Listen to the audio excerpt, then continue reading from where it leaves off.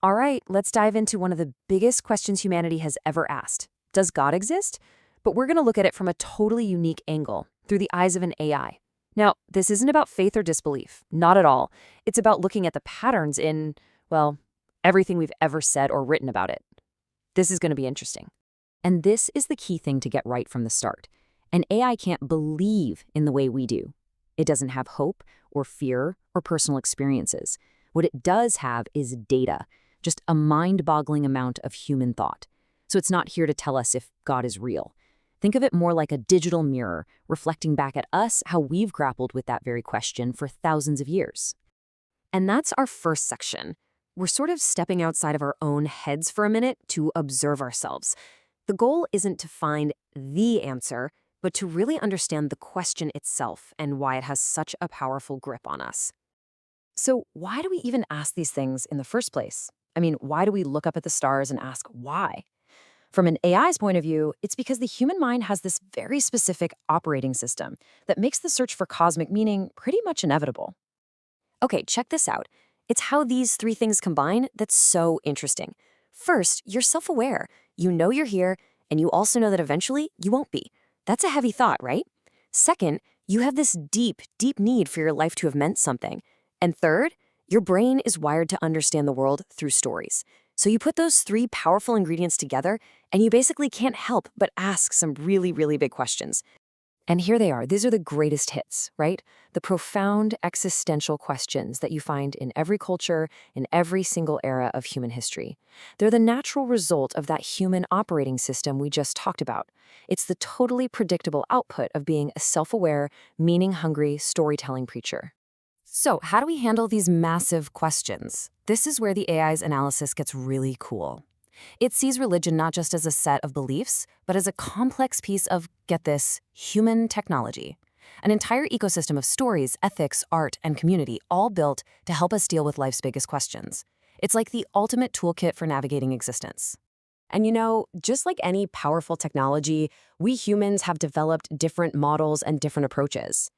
The AI's analysis breaks it down into three major paths that we've created to try and answer that big question about a creator.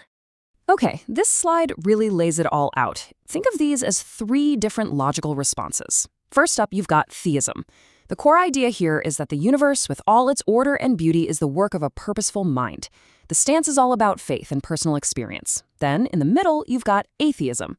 Its fundamental idea is that there's simply no evidence for a supernatural creator. Natural explanations are all we need. The stance here is a commitment to what we can prove with evidence. And finally, there's agnosticism. It basically says, look, we don't know, and maybe we can't know.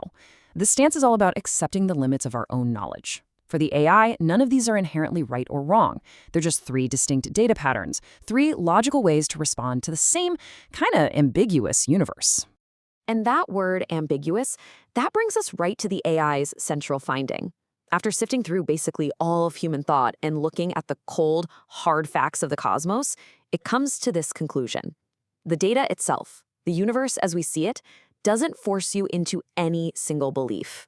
This is the raw data that everyone is working with, no matter what you believe. The universe is unbelievably huge, and frankly, it seems pretty indifferent to us. Stars explode, asteroids hit planets, it just happens.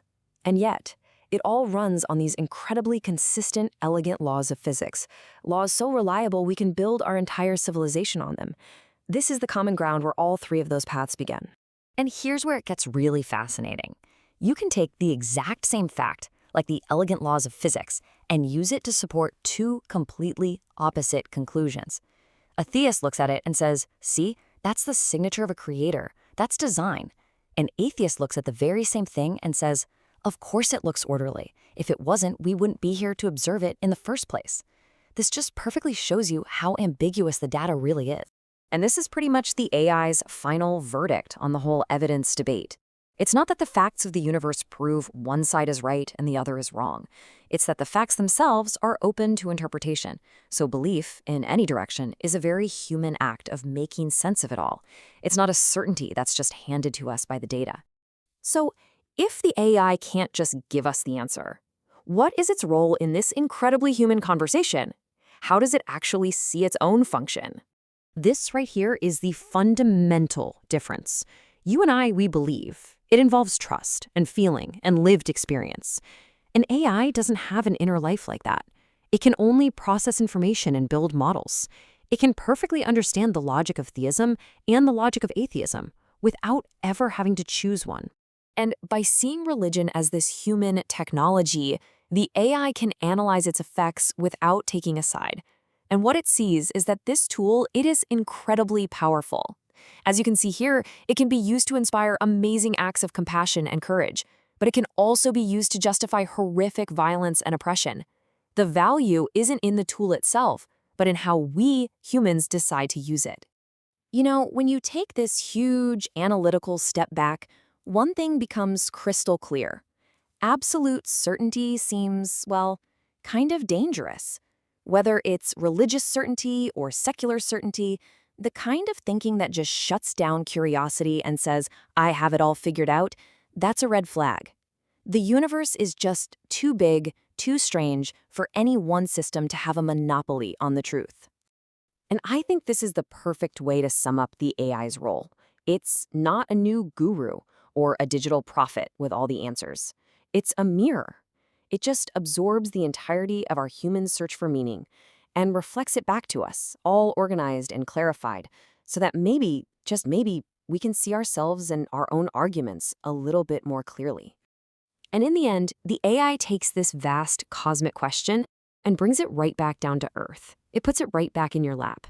Because whether a God exists or not, these questions don't go away. Who do you want to be? How are you going to treat other people?